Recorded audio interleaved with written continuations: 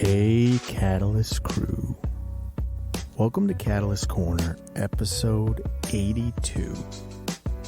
I'm Evan. I'm Jim. And we've got some interesting stuff for you today. We're going to talk about some movies. Going to talk about some high-ranking members of the biz. Mm-hmm. And, you know, we may get to that music conversation. Yeah, hopefully we can. We'll see. Hopefully we can fit it in. Depends on what's going on. We got a little... How you doing, Jim? I'm doing okay. I'm doing all right. I had to bring my cat in for surgery. Oh, man. She just out of the blue, or? It was going on for a little while. Didn't know what it was. Yeah. Finally, found what the culprit was. Ends up being a kidney stone. Had to go in, a stone in the bladder, I should say. Yeah. Had to go just in. The calcium buildup or whatever. To get surgery done. So, yeah, that was a fun time. Yeah, nice, non-stressful. Yeah, perfect. What about you? How are things going? You know, we had the show. Yep, show Northeast happened. Comic Con. That was a great time. Absolutely. Just nose to the grindstone right now. Really, I'm not as jolly, but I like cookies as much as the old there fat you go. man. But, nice. We're we appreciate everybody that ordered on Black Friday weekend, and we got 90% of the orders out. Yep. And for the rest of the week, we'll get the rest of them out, and then store's cranking. Oh yeah. Henry Kissinger died. He did. Couldn't have happened to a nicer guy. Yeah. It's like about time.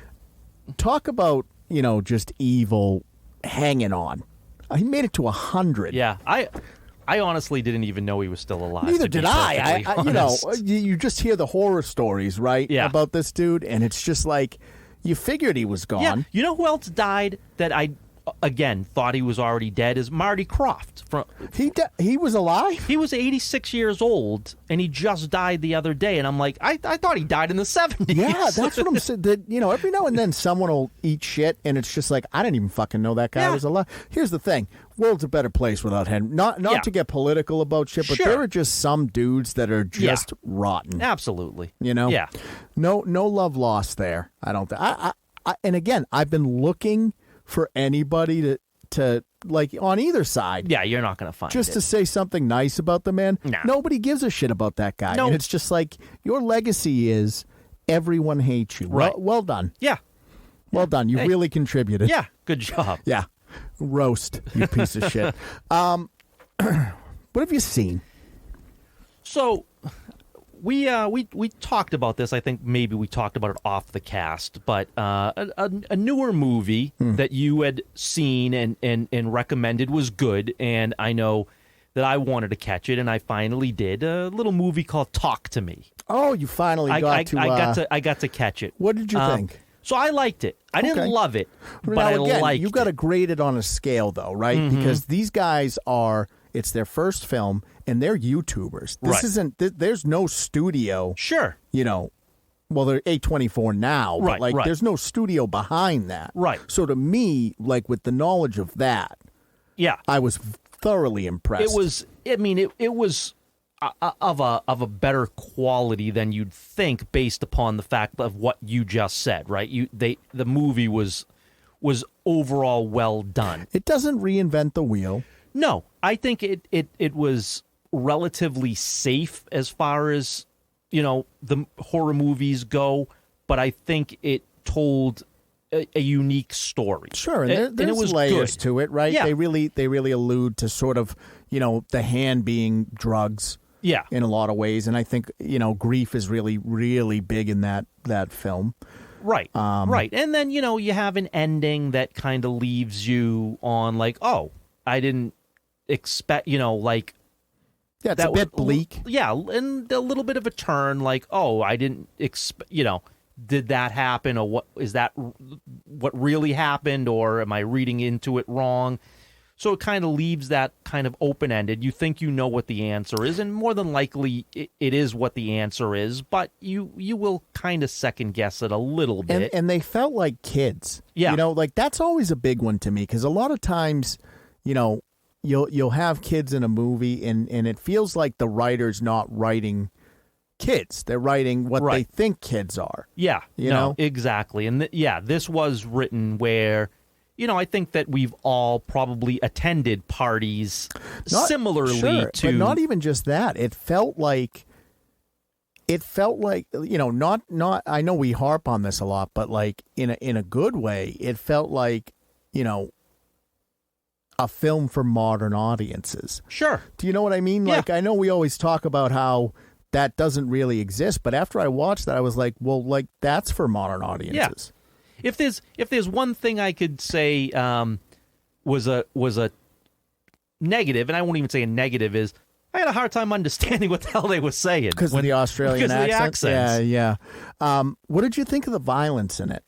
I thought it was good. I thought it was unexpected and some, effective, right? Yeah, it like was effective. Really effective. It was effective. Yeah, I wasn't, because it wasn't over the top. It wasn't like Terrifier over the top. No, it's gore. not. It's not a gore porn movie. Right, exactly. But the violence of it really it did hit like, oh, whoa! I wasn't expecting that to happen. The other half of that is that with a lot of these, with the serial killers and Terrifier and all of that, it's so over the top that it's a cartoon. Right. Like, it's not real. Right. But with this particular scene, it could. It was more grounded. Right. Right. When the violence is more grounded, it's much more uncomfortable. Right. It's much easier to watch like Jason cut somebody in half than it is to watch a truly grounded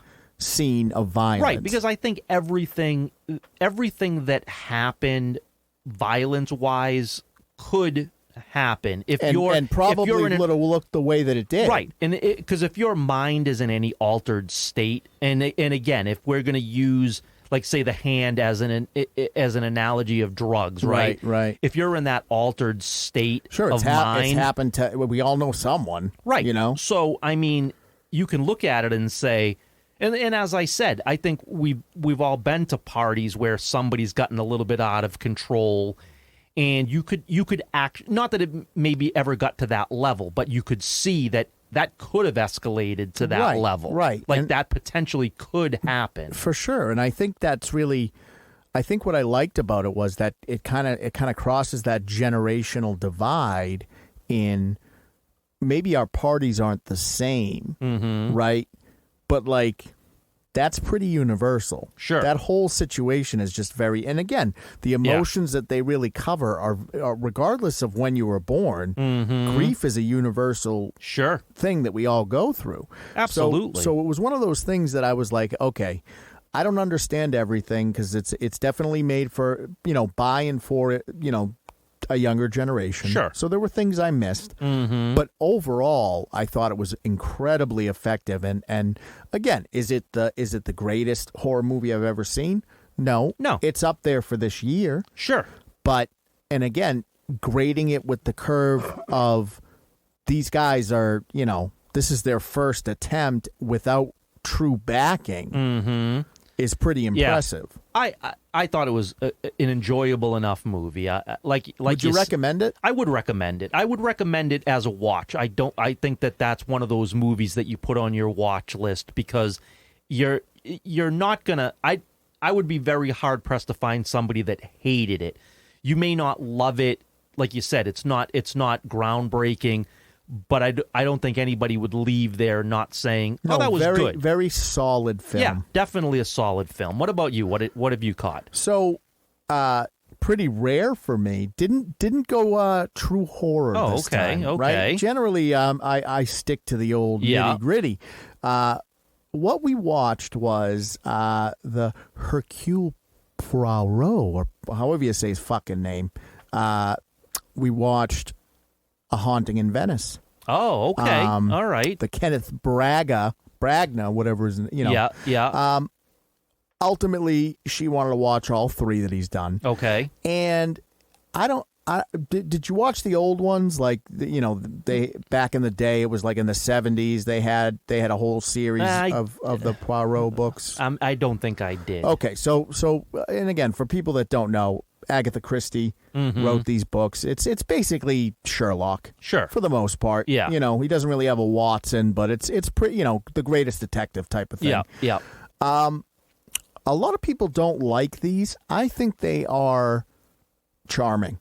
I really do. Yeah. I enjoyed all three. I enjoyed all three of them. Obviously, the middle one I think suffered a little bit because you had Armie Hammer and he went through that whole thing, so that hurts it.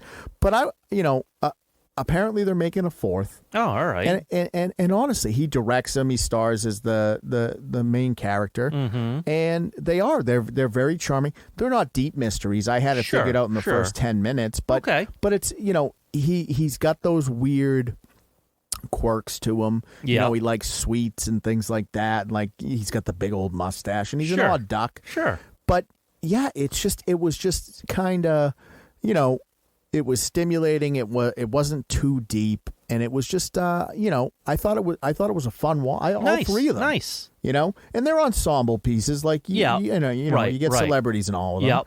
It was nice to see Tina Fey do a little bit more serious role. Sure. But no, I really did. I really did enjoy it. I thought it was really good, and I know a lot of people get upset because it's not word for word Agatha Christie, but at the same time, I think it's very difficult to sort of translate something that old. Yeah. Without making, without adding a little, especially where it's, Agatha Christie people know, but at the same time, how many people are breaking down the door to watch, Murder on the Orient Express? Yeah, I was going to say, Agatha Christie's not really in flavor, or hasn't been in a little while. So I think what this has done is, because it's going on its fourth one now, and it doesn't seem like it's slowing down. Yeah. You've created a cinematic universe for adults, basically, is what I would call it, right? Because it's got that sort of cartoony superhero, he's a genius sort of thing, but it is for adults. It's not really, there's not a lot of kiddie shit going on there. Yeah, nice. So if you're into that sort of thing, if you like a little bit of mystery, a little bit of whimsy, I give it a thumbs up. I really do. Excellent. Very cool. Again, not going to change your life, but hey, if you need something a little lighter, if it's good, that's a good watch. Yeah, so that's nice. What I caught. Nice. Let's we'll keep in the business, but let's shift gears a little bit. I want to talk. I have a lot to unpack with what's been going on. Okay. I think we should. I'd like to start, with what happened the other day with Elon Musk. Okay. Now, the New York Times had an event, right? And the thing is that this particular event is for high up people in the industry. This is not really people aren't supposed to be playing to the public in this event. Yeah. This is supposed to be hey, we're the money guys, we're the decision makers, and they're supposed to have sort of these back and forths with some of the bigger. Right. And so Musk obviously was being interviewed and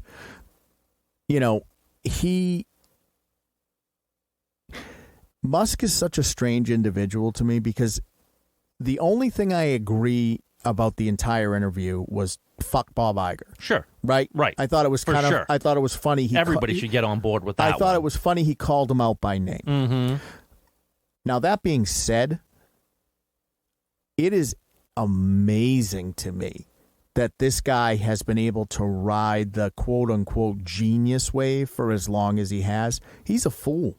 Yeah. He's a fucking moron. And what bothered me the most about the speech was not telling all of the advertisers to go fuck themselves, because it wasn't just Bob Iger. That was for everybody. It was, everybody that pulled the advertisements from So he said that in one breath and then stuttered his way through, but it's their fault if Twitter dies. Now, that bothered me, especially in the context of the room. Right. This is not a tweet. This is not geared towards the general public. This is a room with decision makers Yeah. And you're going to say in one breath, go fuck yourself. And then in the next breath that it's your fault if Twitter dies. Elon, it's your fault if Twitter dies. Right. Because you bought the company. You're the company head. So it doesn't matter what the extenuating circumstances are. If Twitter fails, it's your responsibility. If the advertisers pull out, it's your fault. It doesn't matter why. Yeah. You need to, at business at its core, you need to figure out how to fix it because you're the head of the company. Right. You can't, you know, the thing is, yes, it's nice to sit there and tell everybody to go fuck themselves. Yeah, if you're one of the people, but he's not. Right. But the thing is, you have a business and you do have to play ball somewhat. You can't. It doesn't matter if you're the quote unquote richest man in the world. You've crashed Twitter into the ground. Right. Advertisers didn't pull out because of all of the bullshit he pulled. Mm-hmm. They pulled out because of all of those terrible business decisions. Right. And then you started letting, questionable people back on the platform. Mm-hmm. And like it or not, these brands have identities and it's not worth the headache. Right. They'll spend their ad dollars somewhere else. You're not the only game in town. Right. And that's the thing. You have to understand how to be able to work in the confines of what the business is. I guess, and if you choose to not do that, right. You know what I mean, then it doesn't matter how independently wealthy you are, you're not going to be able to self-afford to keep everything that you do afloat. I guess what bothered me even about the Iger call-out was, as an individual, mm-hmm. if you don't want to agree with the trajectory that Disney's headed in, I get it. But as the owner of a large company who's, reliant on advertising dollars, mm-hmm. you don't get to have an opinion. Right.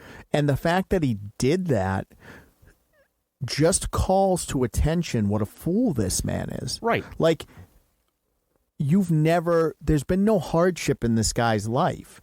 So clearly he thinks he can just throw the playbook out. But if it was just an attack on Disney and you had the financial support of WB and NBC Universal, but not even just movie studio, because it's not even just like the big Hollywood is pulling out. Everybody's pulling out. No, but what I'm saying is if you had a lot of financial backing from and you were willing large to lop corporations, off that limb, right? But they also all pulled out as well. And he didn't just say, fuck Disney. He said, fuck all of you. Right. And then called out Bob Iger specifically after the fact. But almost in a way to try to be like, hey, I'm hip, I'm cool. And it's like, whether you agree with what Iger's doing or not, Elon, your job as the CEO / majority shareholder of Twitter is to make sure that these companies are pushing their ad revenue into your platform. Right. It doesn't. I mean, again, if Disney is crashing and burning, which they are, right, it's not affecting you. Right. It doesn't matter. Don't worry about it, bro. If they're still paying for ad dollars. And here's the thing: is that any responsible owner of a large company, even if they disagreed with the trajectory, I know you and I talk shit, mm-hmm. but if we had a large company that was in a situation where we were doing business with these kind of guys, I'm keeping my fucking opinions to myself, right? Because at the end of the day, the health of the company is more important than my opinion. But if we were to get the ability to use some of the IPs from Disney for ourselves to make profit, I don't have to like the trajectory of what Disney's doing, but I'm going to keep my mouth shut if they're paying the bills and keeping the lights on. I think what it is it's one thing if you don't have a relationship with the company, mm-hmm. right? But if Disney tomorrow said, hey, you guys can start making some Star Wars merch, all of the shit we talk about Disney on this podcast, and you can argue that that's hypocritical or that's selling out. That's how business works. Right. I'm not looking to, as a businessman, hurt the business because of my personal opinion. Mm-hmm. So him doing that, and again, it scales. Right. But him doing that is I mean, I had no respect for the man anyway. Right. But it's almost like one of those things where it's like, oh, he can't get any worse. Mm-hmm. And then he does something like that, and you have people defending him because he's like, yeah, fuck Bob Iger. But that's not what I heard. Right. What I heard was the head of a major social media corporation telling his, potential advertisers to get fucked. Mm-hmm. And that to me is terrible business. Right. I mean, you have to, his thing is, well, I'm not going to be blackmailed into doing what they want me to do. And it's like, okay, I understand what you're saying, but yeah, but I'm sure there's a way to compromise. Jim, but on the other hand, right, you're a billionaire. Mm-hmm. You are not a fucking activist, bro. Right. You're a billionaire. Right. You are what's wrong with our society, so you don't get to take the high road because you've chosen to actively be evil. Yeah, but again, you're an evil corporation dealing with another evil corporation. I'm sure you could figure out how to be evil together jointly. But the thing is, still, right, you don't have to see eye to eye. No one is taking your side against Disney. No. The thing is that we're very vocal about how we feel about the creative aspects of Disney, right? And again, we're not super privy to the business side of things. Right. We have some inside, and then we make inferences, right, based on our experience, right? But it's just I was speechless, and then he's stuttering because he fucked up, and he stutters through the rest of the interview, and I'm just like, if I was the bank that gave him that loan, I would call the money in. I would be like, this has to stop. He's going to crash this and declare bankruptcy and take whatever he's made and run. It almost seemed like he was more concerned about making like a TikTok than actual business. He wants both worlds. He wants to be evil billionaire, CEO of everything, and someone that people like. And unfortunately, you don't get that. You don't get to be both guys. There's no billionaires that any of us are looking at and going like, yeah, he's okay. No. We all look at all of them and we're like, yeah, you can go fuck yourself. Right. Yeah. Across the board. Right. Absolutely across the board. And that's the thing is like he still thinks he can be both. Yeah. He's not a man of the people, and I think he thinks he is, right. and he's not. You can act like a quote unquote or at least what you think a normal person would act like, but at the end of the day, you could end homelessness in America and it wouldn't even affect your lifestyle one iota. Right. So you're not a man of the people. No, so absolutely not. So no one is going to have your back on any of your opinions because you're not relatable. Right. People may say they're in agreement with, your assessment of Iger and the job he's doing, but that's not siding with you. And then even further, go even deeper with it. You don't do it in that room. Right. He tried to make a few jokes, silence, because that's not the place. Right. Right. This wasn't Star Wars Celebration where you were and it's going not, out it's with not the one fans. of your fucking Tesla things where it's general public. These are the decision makers. Mm-hmm. So to me, I'm looking at that going like anybody at this point, after all of the shit he's pulled in the last 5 years, anybody that still thinks this man is a genius should probably go take an IQ test. Yeah. Yeah. Because he's not. I'm sorry, spoiler alert, he's not. Daddy had an emerald mine, so he had a boost up in life. Mm-hmm. It's real easy to do things when you don't have to worry about, the lights going out. Right. When you have enough money to fail and it doesn't affect you and you could just move on to the next thing. It just becomes a statistics thing at that point. Exactly. You'll fail, eventually you'll be successful. Right. And I think it's crazy that anyone can still come to that man's defense because he hasn't done anything. No. You know, he's bought a couple of companies with money that wasn't even his. Mm-hmm. And everybody in that company has built these things. Right. And then to see what he's done with Twitter in the course of a few short years, he took something that was pretty neutral as far as bottom line goes. Mm-hmm. You know, maybe it's skewed into the red a little bit. Yeah. And turned it into first of all, he overpaid for it by about $20 billion. Oh, yeah. And he's crashed the revenue into the ground, which is I was speechless. Right.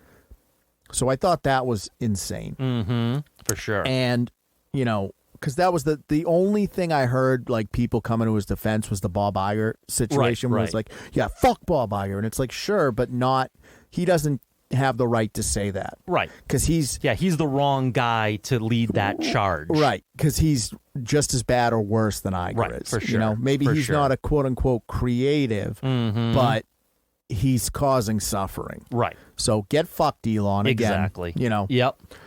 And I also want to talk about, you know, I don't know. I assume it's the end. It's the end of the year. So you know, they do all these executive talks because they want to keep the shareholder, right? Whatever it is. David Zaslav. Mm-hmm.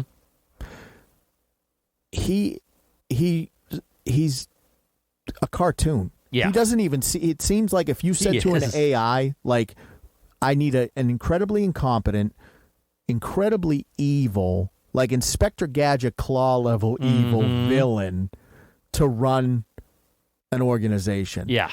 It would generate David Zaslav. It absolutely would. That man is he's an idiot, first of all. He's a little bit out there for sure.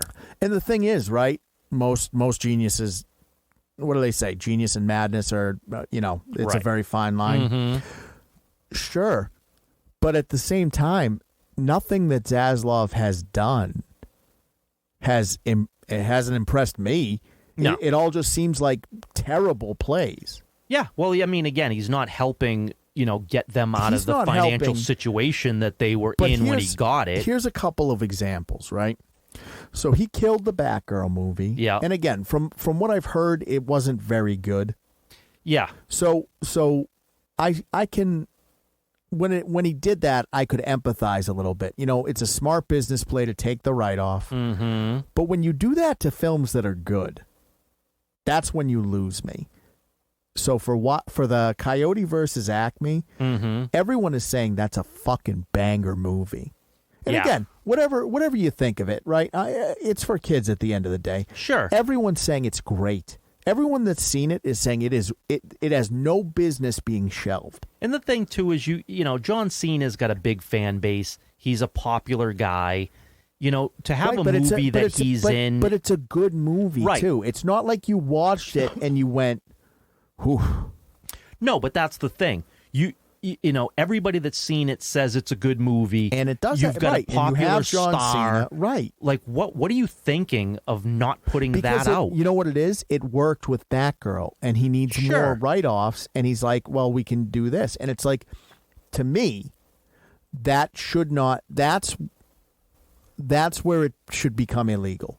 You shouldn't be able to look, if Batgirl's a piece of shit, and it was going to cost so much money to market and it would have tanked, sure, whatever, that's business. But just because you use that loophole for a stinker doesn't mean you should be allowed to use it just because you need the money. Right. You know? Right, exactly. I mean, the Fed should step in on shit like that. Like, that to me is taking it, that's abusing the tax code. Right. If like with Batgirl, right? If you know that the movie is not going to do well, and it's like if you ran it through test audiences, which you did, and they all hated it, right? Which they did. I get it, right? And especially if you already know that it's a dead end property that's not going to go forward, right. And that's another wing of it, right? Is that they weren't going to go forward. No, with it. so and it was going to be, and even at the ending was leading to something that was killed off, right? So. I get shutting that down. Right, I get it too. You don't want to pay for marketing. You don't want to put it on your platform. you're okay with that never seeing the light of day. That I understand. But you've done your due diligence. It's not you just being like, well, I need a write-off, so anything will do. Right. It's we ran it through test screeners. It's not resonating with people. Right. That to me is fine. Mm-hmm. But when you do that with a movie that you've run through test screeners and people are like, this is great. Right. This is like Space Jam 93 era good. Yep. And you do it anyway. Right. That to me is where it shouldn't be allowed. Because, whether or not it makes you more money shelved, tough shit. Right. At that point. The art has to have, it may not have all the say, but it has to have some say. Yeah. Yeah. I mean, but what bothers me is the whole point of doing these test screenings is to get an idea of will this movie be successful or not. Sure, and this one was. And it was, but at the end of the day, right, people don't really go to theaters like they used to. No. So is it going to generate the revenue that it would have, say, that it would as a tax write-off? Probably not. No. But that shouldn't matter. Like, you shouldn't just be allowed to shelf completed works that are good. No, I mean, what are you going to do that with everything now? Like, right. It just sets a dangerous precedent that these studios can make these movies, get the write-offs, and then we as the public end up with nothing. Right. Yeah. No, that's a little bit, again, that's setting a dangerous precedent for all studios, because then it becomes a thing where, well, we can stifle the creative process if if we say we want money in our pockets as opposed to putting this piece of art out there. Right. You know what I mean? Then it's like, oh, okay, so you're now going to be the gatekeeper. Then they're don't the gatekeepers anyway. No, but what I'm saying is, then don't greenlight it in the first place. Like, you can't. Yeah, you but can't like greenlight. I don't think it's right. I don't think it's right that you can purchase the rights to a property that the public loves, and then put it in a graveyard. Right. Like, to me, use it or lose it, motherfucker. Right. Absolutely, for sure. And in Looney Tunes, you have it on Max. Kinda, because like you saw what he's doing in December, right? Yeah, but for those of you who don't know, he's pulling, what is it, like 90% of the Looney Tunes catalog off. But it has been on, and they've even done some newer things, and again, it still has an audience, right. Even with the newer generations, it has an audience. This is not a dead property by any stretch of the imagination. This is still a property that is viable, that still can make money. And it's your property that you should be pushing hard. You should be pushing Looney Tunes if you're Warner Brothers. Like, it's a no-brainer. Right, but the issue we're running into, right, is that it's, obviously we're in late-stage capitalism, right? And it's morphed into this monster of nothing matters but the bottom line. Right. And when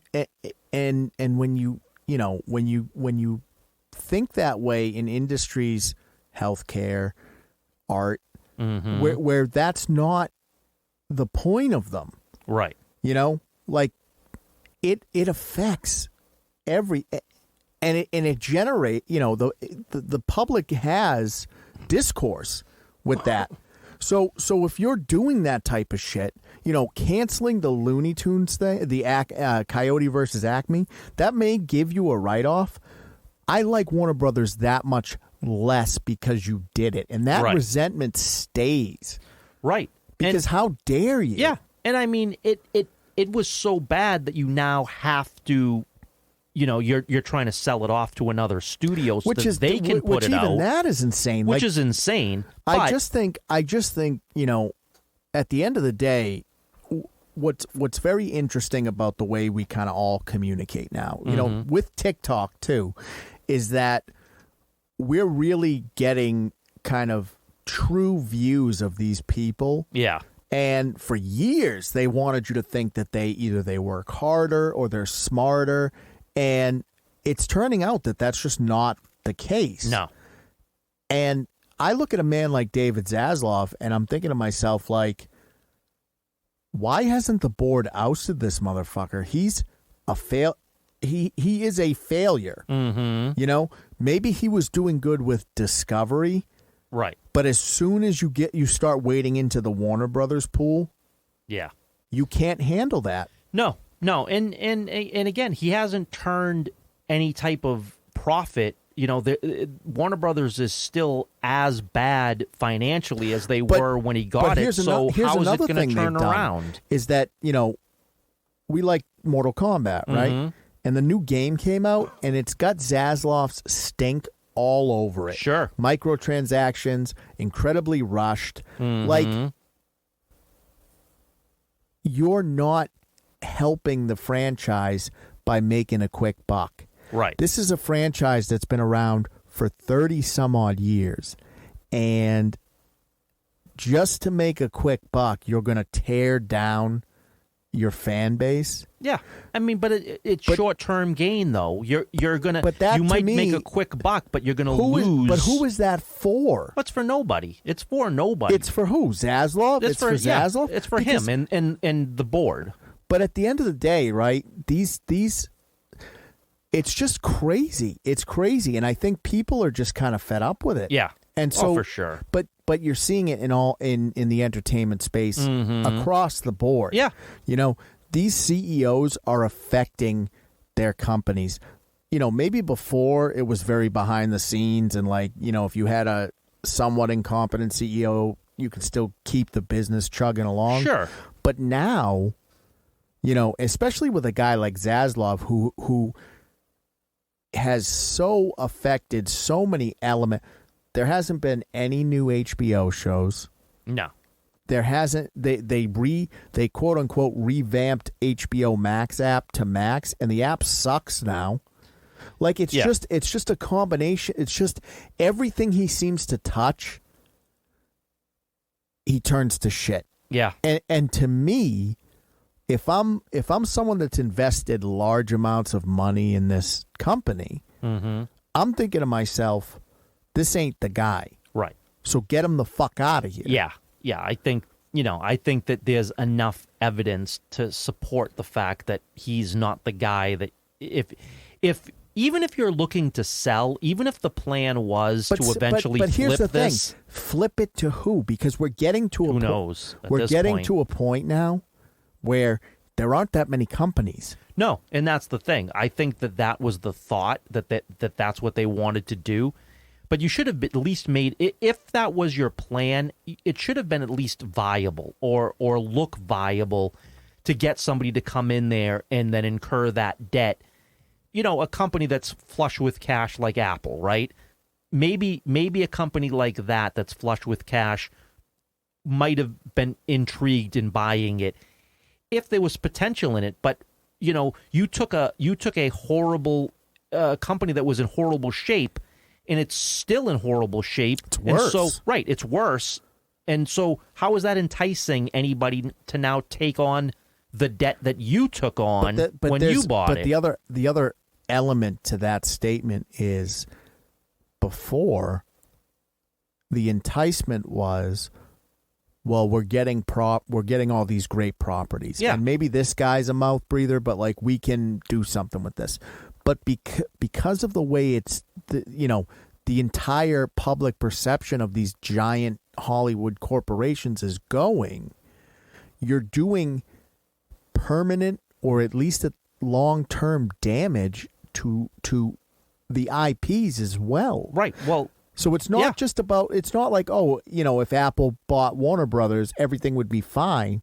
You have to backpedal the damage control that Zaslav has done to all of these properties. Well, that's the thing. You don't have, a robust Looney Tunes, and DC is, dead right now. Right. And regardless of whose hands DC is in, you have to fix the damage that's been done. Sure. It doesn't matter who owned. It's not like we as the public are going to be like, oh, well, it's a different company now, so it'll be fine. No, we've lived through the last 5 years of all of this bullshit, and there is a sour taste in our mouths. Right. So it's not like you can just buy it and we're going to go, oh, well, everything's all better. No, absolutely not. So because the squeeze is so tight on your everyman right now that he's not going to part with his dollar for anything. No, and the more you keep on shelving things that the general public has interest in and wants to see, and you're denying that, then you have nothing to offer the public, and the public who are going to financially support what you're doing are going to walk away to something else. But I really do think that, because I've been trying to figure out, because at least to me it seems like the last 5 years have really affected our storytelling companies in a negative way. Oh, absolutely it has. And I was like, what is the overarching theme in all of this? And I think what it is it's always been about money, but there was room for art. And it doesn't seem like there's room for art anymore. No. Everything has to be corporatized, franchised. It's a product. There's no art. It doesn't matter how it makes you feel. It doesn't matter if you care about characters.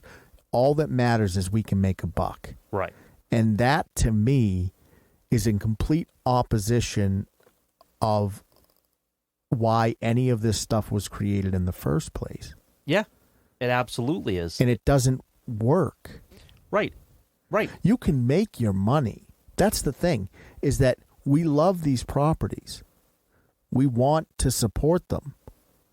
You can make money, but when you try to when it's just about pushing that, getting that extra little bit of blood from the stone, that's when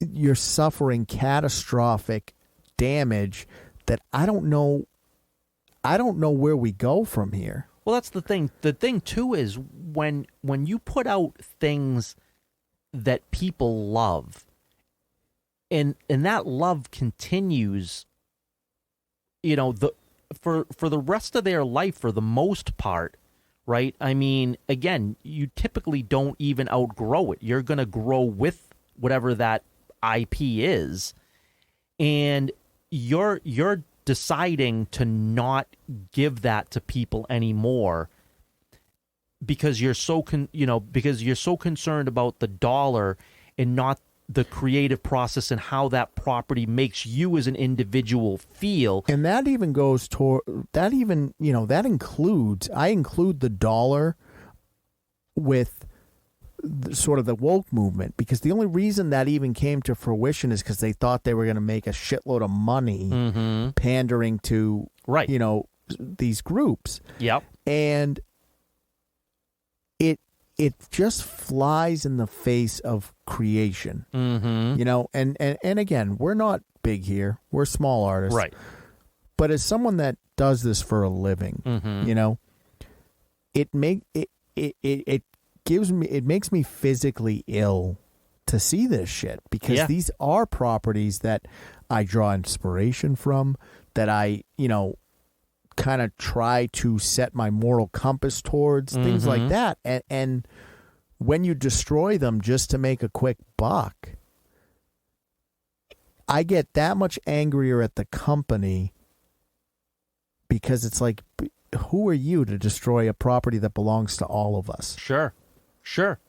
And this leads into something that Taika Waititi just said, right? And this is, and we'll go kind of a little bit from there, but he had come out and said, in talking about Thor Ragnarok, that he has no love for Marvel. Right. Thor was his least favorite character, read one comic, didn't care for the character. Right.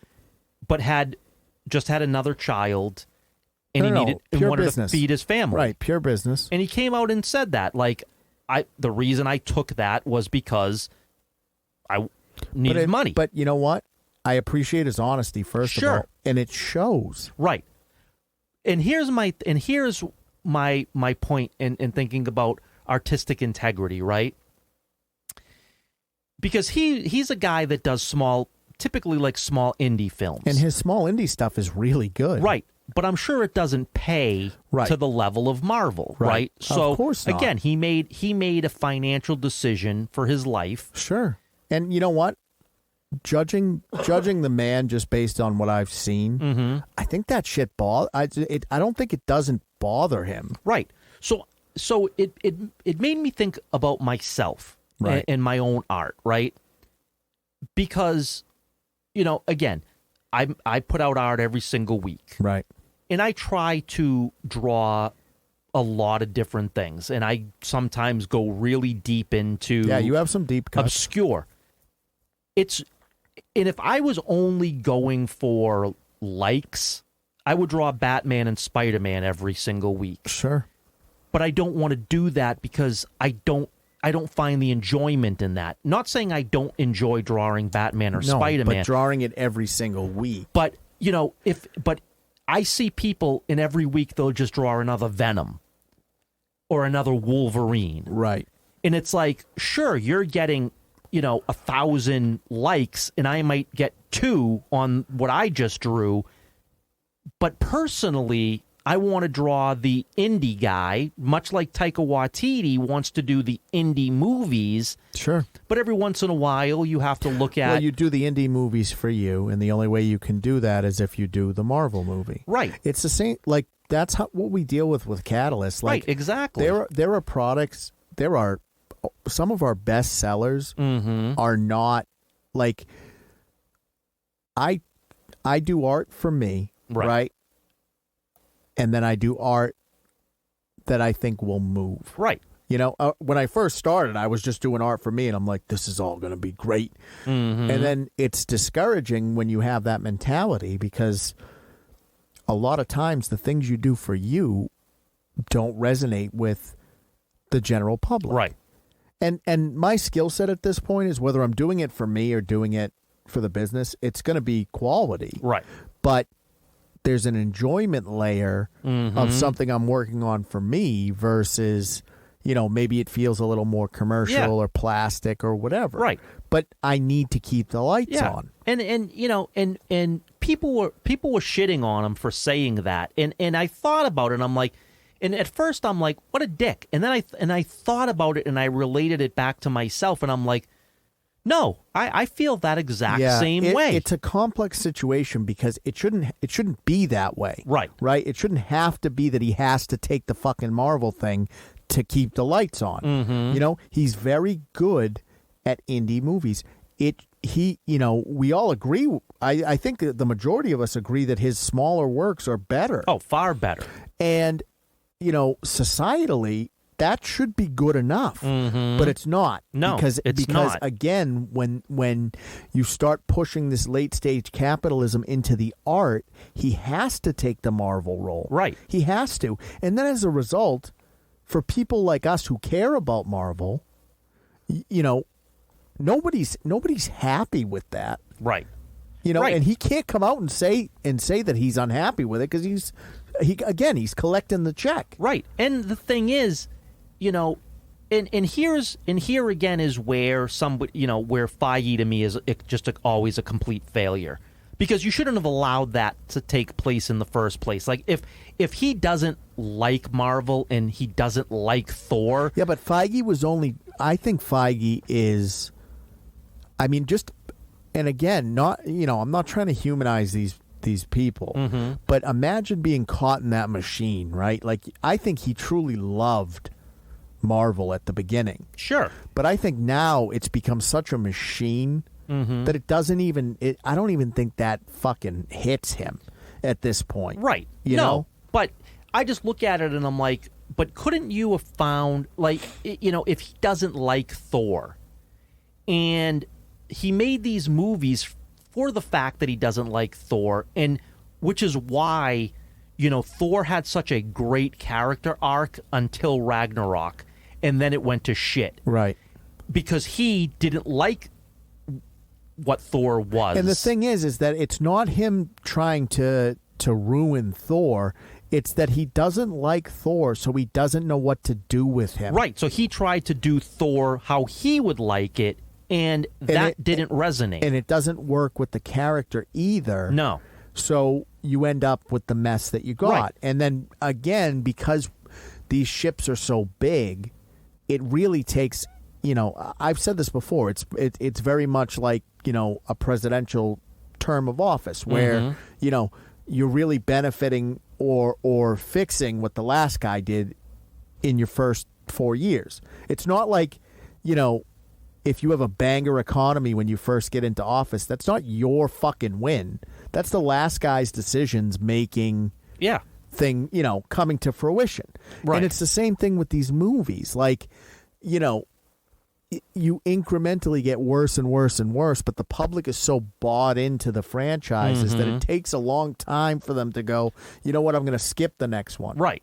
Right. And so I fully understand if you're, if it's not what you want to do. You're doing it for the paychecks, or you're doing it for the likes, or whatever the case might be. Now, the intense artist in me goes, shame on him for doing it, but the person that lives in the reality we're in goes, of course. Right. Because you don't have a choice as an artist. Exactly. Right? And to me, that's almost more tragic than,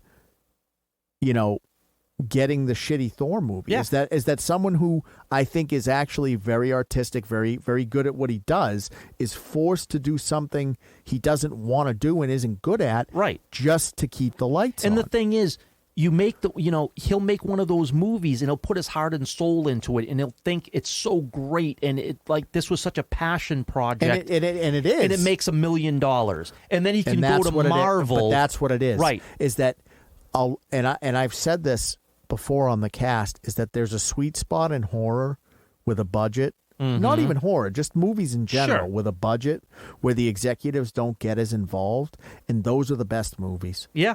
But again, because they're pushing every last drop out of every single property, there are not $70 million budgeted movies anymore. No. Everything is $300 million to make. Right.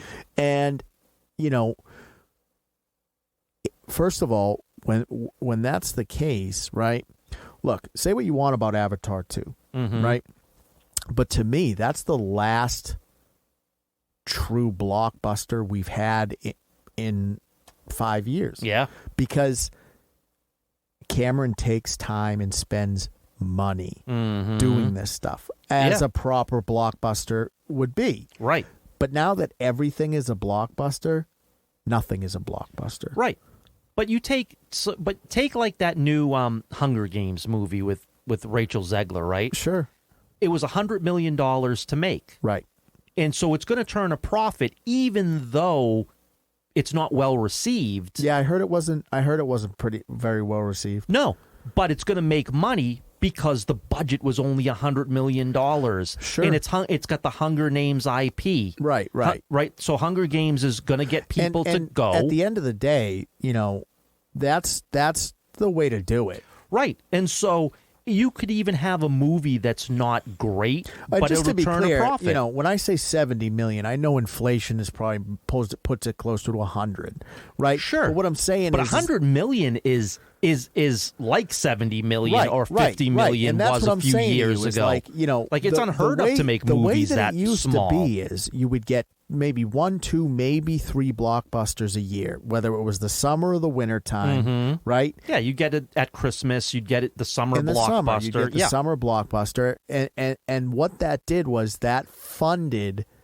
all of the riskier, low-budget films, because, again, art still had a place in right where, in the movie industry. And I think when art stopped having a place, which I think if you got any executive to be honest, I don't think any of them think art has a place in the movies anymore.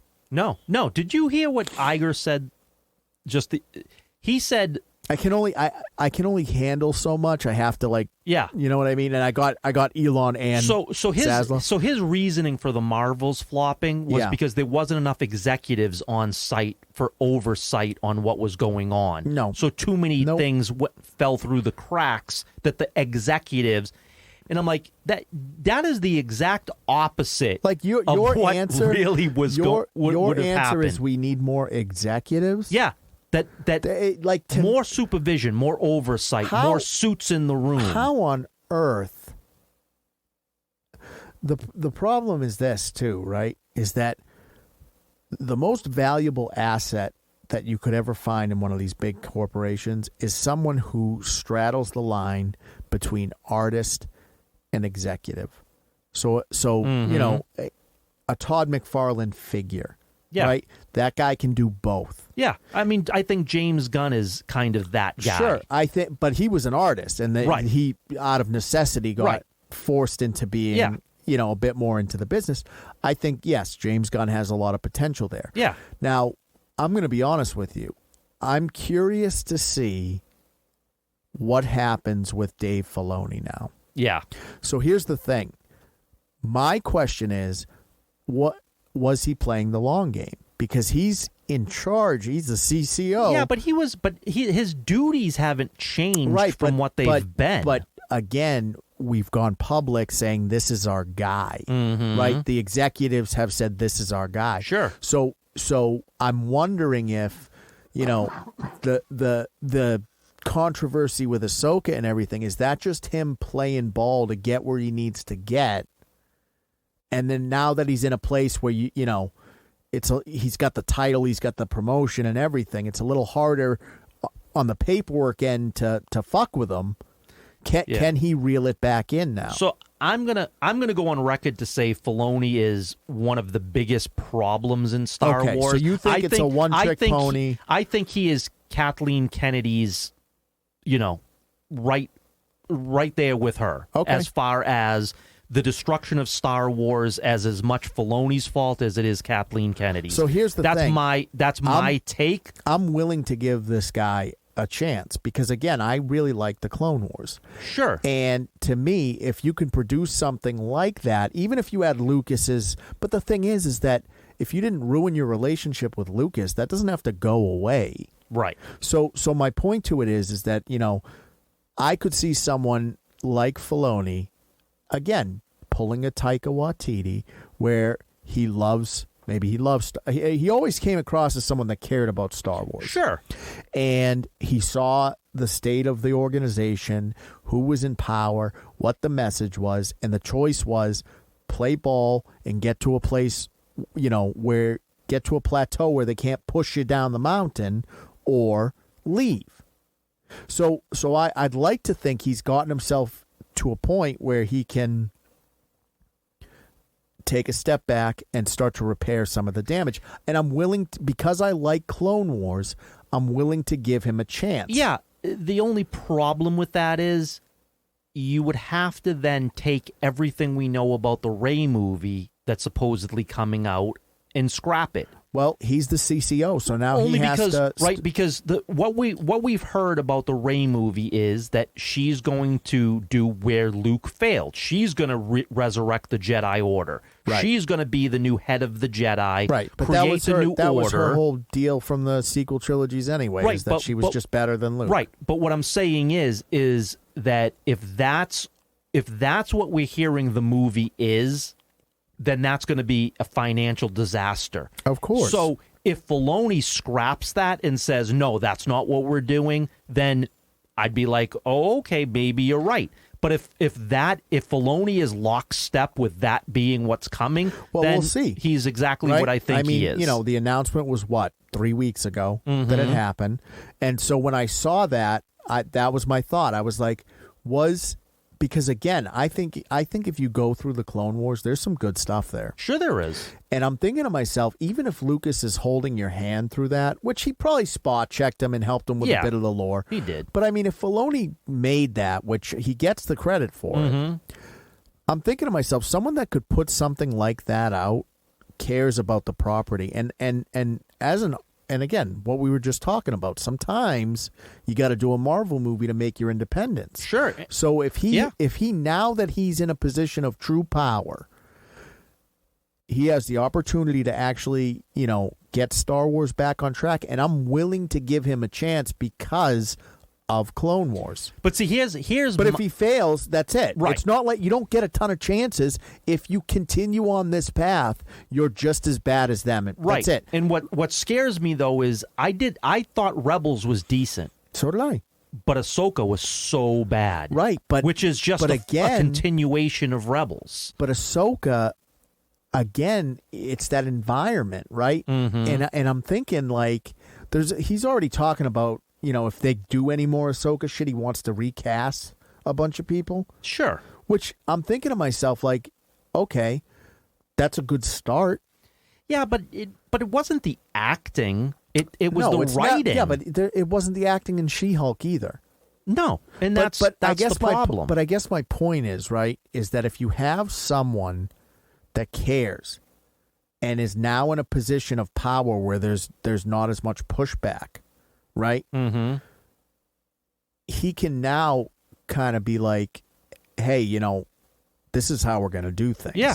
But I've said this before. I think the two worst actors that I've seen in Disney this year was Rosario Dawson and Emilia Clarke, who are both very talented actors. Right, but I think so it's not the actors who aren't and here's good. The thing. Even with Willow, 90% of those actors are very good. Yeah, except that one girl. Right. But aside from her, everybody else, even fucking what the hell was her name? Kit. Even Kit the acting was good. Yeah. But the writing was atrocious. Yeah. So the thing is that, I want to clarify all of that too. The acting in She-Hulk was good, but the writing was just so bad. Yeah, what's her name? Tatiana Maslany is a good actor. And you know what? Even a good She-Hulk, but with what she was given. Yeah, it was horrible what she had to work with. And that's the thing is like, this is not, I know we've seen a lot of these actors like become very defensive, and it's like, we're not coming at you guys you'll know if it's like, and the thing is, usually if it's the actor, it's a good show. Like Dracula, Francis Ford Coppola's Dracula, right? It's Keanu Reeves and Winona Ryder are fucking atrocious in that. But it's a good movie. Yeah. Right. And it's, again, you're more forgiving of maybe bad acting than bad writing. Because with bad acting, it can ruin a scene. It can ruin the scenes you're in. But with bad writing, it ruins everything. Right. But see, here's how I look at it, right? Take Dracula. Yeah. I don't think Keanu Reeves was the right choice he wasn't. for that role. No. Right? But Tatiana Maslany is the right choice for that role. I agree. And that's the thing. And Rosario Dawson was the right choice for that role. Right. I think where it gets kind of lost in translation is they hear guys like us shitting on their properties, right? Mm-hmm. And it's not a lot of times it's not the actors. No. It really isn't. She-Hulk, the people that wrote that should be expelled from the industry. It was that bad. And I don't think that I think that they just canceled the second season but because again, of how bad it was. That's not a testament to the acting. But she'll continue. She-Hulk herself will continue. But so when they announced that, I was reading the comments on social, and people are acting like, they're like, oh, the anti-woke mob won, but they can't. That. But they can't stop. She's still going to be in the MCU, and it's like, good, right? We like I don't think you understand where the anger's coming from. I'm not mad that she's She-Hulk. I'm not mad that She-Hulk is in the MCU. I'm mad with the way that they wrote the stories. I think that if you had her with a competent writing staff, it would be good. Brie Larson won't work though. Right, it doesn't matter what you do with Brie Larson because she herself won't work. She didn't work in Marvels, right? Which you didn't have a decent writing staff at that point. But she didn't work in Endgame either. No, right. Which you had a great very competent staff. Right, staff. And that's what I'm saying is like, it's pretty clear who and this is not to shit on Brie Larson's acting. No. Because as a serious actor, she's got some she's chops. wrong for the MCU. Right. It's not like everybody has, and that's the other thing. It almost feels like now they want everyone. Mm-hmm. And it's like, chill the fuck out. You don't need everybody. Right. Right. But the thing is, right, is that it's not that we hate She-Hulk. It's not that we hate Ahsoka. It's not that we hate Rosario Dawson. It's the writing was so bad we don't want to see any more because there's no fixing that. Right. But if you want to have her stick around, we think she nailed She-Hulk. Right. We just don't think, we don't want those writers near anything anymore. No, and that's the thing. It's just because the series itself didn't do well, like, but they keep lumping that all together. Like they're treating it like, it's a victory for us, right? In the fact that they're not going to bastardize She-Hulk more in the series, right? But it's even more of a victory if they keep her around with competent writing, even if she just shows up in the MCU. Like when Ant-Man and the Wasp, right? His daughter, Casey Lang, right? The worst part of that whole movie was her. She was just unbearable. And you know what sucks is that we watched the other Ant-Man movies, and she was so likable. Yeah. And then all of a sudden, and again, this is on the writers, right? You made her into that character that I'm better than everybody, and I'm an asshole, right? And it's like, no, that is. No one likes that character. Right. So, again, we're not saying that there's anything wrong with the girl that's playing that. I don't think we've ever actually kind of fleshed that out enough either. But just to be clear, because we'll put this one to bed in a minute. I'm all for more She-Hulk, but I don't want another series because unless you're going to rip the writers out and start new, which you can't, no, it won't work. No. So the victory is not that we're getting less She-Hulk. That's not a victory to me. The victory is we're getting less shitty She-Hulk. Right. But we still get to keep the actresses or the actors that portrayed these heroes, Ahsoka, She-Hulk, and even if they're only around a little bit for now anyway. Right. I'd rather have that because I think they both did a great job than have them in a full-blown series of just trash. Right. Yeah, if they're well written, then we want these characters. Right. It's plain and simple. Right. It's not an anti-woke victory is what they've been going around. It's like, no.